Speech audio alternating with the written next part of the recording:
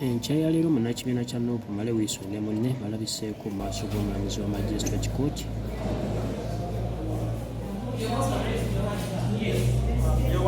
nyamba asazeemu beyiro yamuweebwa. Ati mukulira omusango guno Male alabiseeko ng'awanjagira omulamuzi aleme kugezaako okukkiriza bannamuli bonna okukwata ebifo. I wish to know the media house of this paper flow because I know they must not be journalists. They are working for my opponent. That's one thing. Two, people here, I wish to know. You're asking very many things. Okay. Asayo okusaba kwe n'agamba nti waakiri bamukkirize ye aleme kukwatibwa Male ng'omuntu. This act protects me. You know, they are going to write here about me and misrepresent. That's why I wanted to know their details. They have done that at the election petition. That's what they've been doing. That's why I'm very categorical. I know they're working for my agent. Excuse me. I know you've registered the presence with Omulamuzi akusudde mu kaseero n'amutegeeza nti bano bali ku mulimu gwabwe era nga ddembe okukwata ebyayogera mu maaso. You can introduce your media house to me. But in the meantime, this matter arises from Nachisunga Court, so it will be transferred back.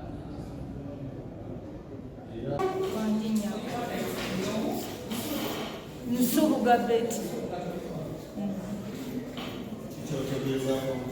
kyentegeeza kooti omwami oyo yalumba ekifo kyange omwami Male Wilson nga 11 ogw'ekkumi. There is already a charge sheet here. The case we are here for is the one of malicious damage that happened on the 11th day of October 2020. That's what we have come here for to try this. So you be patient, the secretary will take you through the evidence and report. The one that happened on the 11th day of October, it's the one they are being tried for in court. Now, on 1st February, you go to Ntejeru court. This time,